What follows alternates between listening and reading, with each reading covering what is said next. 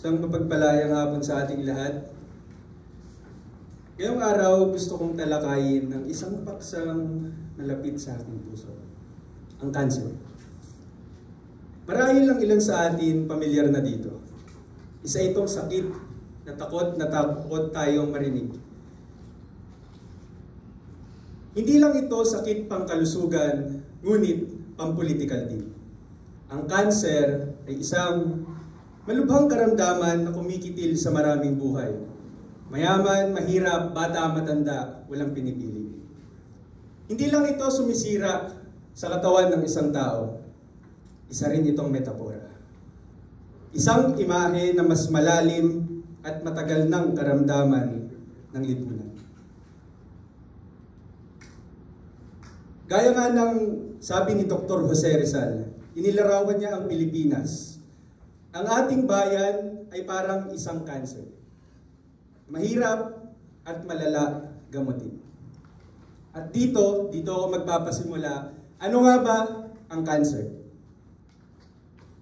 Ayon sa American Cancer Society, ang cancer ay isang uri ng sakit na kung saan nagkakaroon ng abnormalities sa cells o genes ng isang tao, na kung saan malawak at kapag mabilis itong kumakalat, ito ang pinagmumulan ng sakit na cancer.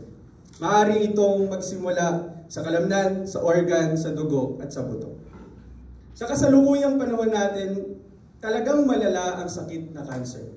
Sapagkat ayon kay Dr. Pauline Ubial ng GeneLab PH at dating assistant ng Department of Health, ayon sa kanya, 2 sa 3 tao dito sa Pilipinas ang namamatay sa sakit na cancer. At ayon pa sa DOH, idagdag pa rito na pangatlo ang cancer sa pangunahing sanhi ng morbidity at mortality rate sa Pilipinas. Akibat ng sakit na cancer ay ang paggamot dito. Sa Pilipinas, ang treatment para sa sakit na cancer ay nagre-range mula 120,000 pesos to 1 million pesos o higit pa, depende sa degree at type ng cancer. Kakibat nito ay yung chemotherapy per session na pinagdadaanan ng mga pasyente sa Pilipinas. Sabi sa isang ulat ay ito ay nagre-range mula 20,000 to 120,000 pesos. Depende pa rin sa degree at type ng isang cancer. Ngunit, hindi pa dito natatapos yung treatment sa isang cancer dahil meron tayong tinatawag na post-cancer treatment na kung saan ang isang pasyente ay dumadaan sa masusi at patuloy na check-up ng isang manggagamot. Sa span ng 2 to 3 years, kailangan kada 3 months, kailangan ma-check up ang isang pasyente. At kaakibat nito, yung epekto ng sakit na cancer, hagip nito yung emosyonal, sosyal, at pinansyal na aspeto ng mga apektadong individual. Kaya sa pagkakataong ito, nais kong talakayin kung saan ako nag-uugat. Ito yung biggest what if ko. Ang cancer ay sakit ng aking kapatid. 2010, ganito ring buwan, May, naalala ko nun, sinugod yung kapatid ko sa PCMC, Philippine Children's Medical Center, dyan sa Quezon Ave. Masayain, bubbly, at sobrang opposite ng ugali namin. 5 years nga pala yung age gap namin. Bagamat hindi ko na masyadong maalala sapagkat medyo matagal na yan, 2010, ay nakatatak yung mga aral na iniwan ng pangyayaring ito. Bago siya ilipat sa ICU, ang kwento sa akin ni mama noon, sinabi niya sa akin, sabi ng kapatid ko, dun sa doktor, "Dok, buhayin niyo po ako. Dok, gusto ko pa pong mabuhay." Ito yung mga linya na hanggang sa pagkakataong ito, nagbibigay sa akin ng lakas kapag nangihina at gusto mo nang sumuko sa buhay. Maraming tubo yung pinasok sa kanya eh. Kaya pag nakikita namin siya sa ICU, gusto na lang naming akuin yung paghihirap na nararanasan niya. Isang buwan din siyang halos walang malay na nakakonfine dun sa ICU. Matapos nun, unti-unti siyang nakaka-recover, kita pa rin namin yung ngiti ng isang batang matapang at gustong ilaban ang buhay. Sa mga panalangin namin, lagi kong naririnig sa kanya, sana makapagtapos si Kuya na may honors. Ito yung naging inspirasyon ko, kaya hanggang ngayon, na halos abot kamay ko na yung pangarap ko. Yung pangarap namin, yung panalangin niya na yun, gusto kong tuparin yun. Kaya pinagbubuti ko yung aking pag-aaral dito sa kolehiyo. At sa aking pag-aaral ng agham panlipunan at agham pampolitika, dito ko natutunan na ang ating lipunan ay mayroon ding sakit. Ang cancer ay sakit din ng lipunan. Isang halimbawa nito ay ang korupsyon. Ang korupsyon ay isang cancer sa lipunan. Mula nung nagsulat ni Dr. Jose Rizal ang Noli Me Tangere hanggang sa pagkakataong ito, yung social cancer tuloy-tuloy pa rin at lalong lumalala. Kaya nga ang Pilipinas nabansagang the sick man of Asia.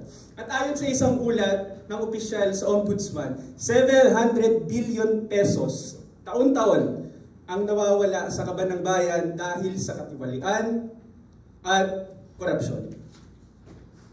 Ang kawalan ng hustisya ay isa ring uri ng cancer sa ating lipunan. Kung ating makikita, yung mga politiko, yung mga may hawak ng kapangyarihan, patuloy silang nakakalaya sa kabila ng kaso ng plunder ng corruption at katiwalian. Mga halimbawa nito si Bong Revilla, si Gloria Macapagal Arroyo, na sa pagkakataong ito malaya at malayang nakakatakbo sa mga office sa gobyerno. Kaakibat naman nito, makikita natin na ang cancer sa lipunan ay may malaking epekto sa larangan ng kalusugan. Ang mga katiwalian sa gobyerno ay nagdudulot ng kakulangan sa maayos na mga pasilidad, pangkalusugan at mga gamot. Ang korupsyon sa PhilHealth ay isang manifestasyon ng cancer sa ating lipunan. Kaya noong 2020, sa gitna ng lumalalang global pandemic, nakita natin yung iskandalo na gumising sa ating bansa na nagkaroon daw ng korupsyon sa PhilHealth. 15 billion pesos. Isang patunay nito ay yung paglista nila dun sa isang software ng Adobe na inilista nila ito sa halagang 21 million pesos. Ngunit nung finact-check, napag-alaman na ang halaga lang ng isang unit ng Adobe software na ito ay 168,000 pesos. Kita niyo yung difference? 168,000 pesos, ililista nila ng 21 million. Gaano na karaming gamot ang makukuha nun? Gaano na karaming mga pasilidad, pangkalusugan ang maipapatayo sa halagang iyon? Kaya makikita natin dito na ang healthcare ay political. Mula sa mga naunang punto, makikita natin ang kahalagahan ng pagtalakay sa mga paksang ito. Sa holistikong pagtingin sa cancer bilang isang sakit panlipunan at bilang sakit pangkalusugan, makikita natin yung parehong trahedya ng pagkawala ng pag-asa at buhay. Ngunit, ang laban sa cancer ay hindi lang laban ng isang pasyente. Ito rin ay laban ng pamilya, kaibigan, komunidad at isang bansa. Kung paano ang isang pasyente ay nangangailangan ng doktor, gamot at suporta, ay gayon din naman nangangailangan ang ating bansa ng pamumunong tapat, sistema ng patas at nagkakaisang mamamayan.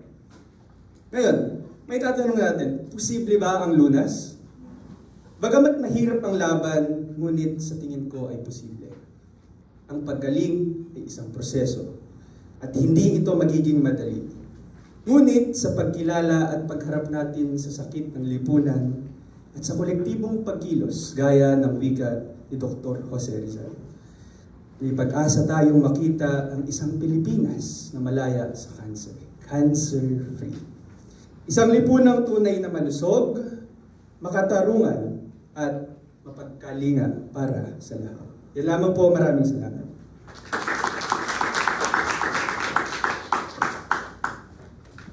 Maraming salamat.